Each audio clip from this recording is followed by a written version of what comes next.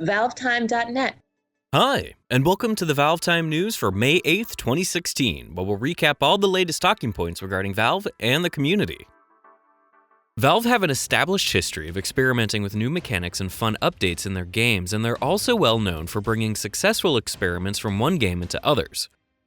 In particular, Team Fortress 2 has long been used as a testing bed for mechanics and business practices, many of which have found their way into CSGO and Dota 2.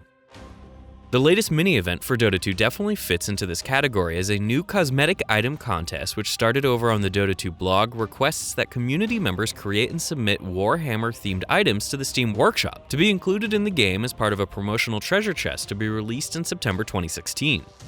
As a treasure themed around the Warhammer series of tabletop and video games, items will obviously have to bear some resemblance or relevance to it without straying too far from Dota's own world, color schemes, and lore.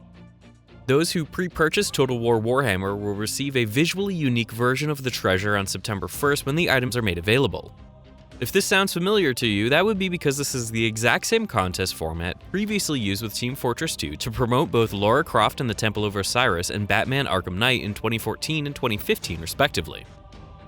If you're looking to participate, head on over to the Dota 2 blog for more information, and if you're not, sit back and relax until September. It's not like you'll have any shortage of Dota-related stuff to look at in the meantime. The contest announcement wasn't the only Dota 2 news for these past 2 weeks, however, as the 6.87b and 6.87c patches were released to more finely tune several gameplay changes introduced only 3 days earlier with 6.87. The updates, although small, reduced the effectiveness of Lich, Windlace, Vengeful Spirit, Slardar, and Bounty Hunter, while also raising the cooldown on the now very powerful Blade Mail and reducing the amount of gold provided for killing super creeps.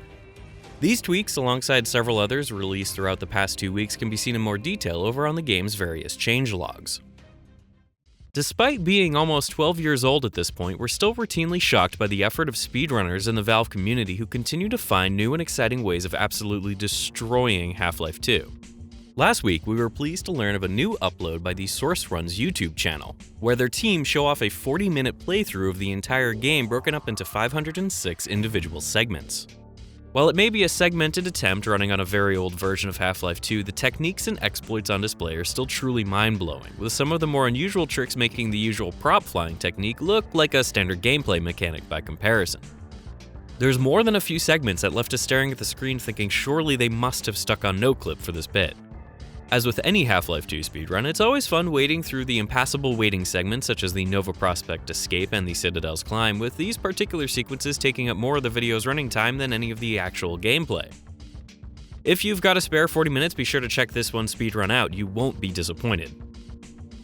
And speaking of disappointment, it's time to end this short week of Valve news. Don't forget to follow our social media pages, to check out our previous content, and to join in with the conversations over on the ValveTime.net community forums. Thanks for watching, and bye for now.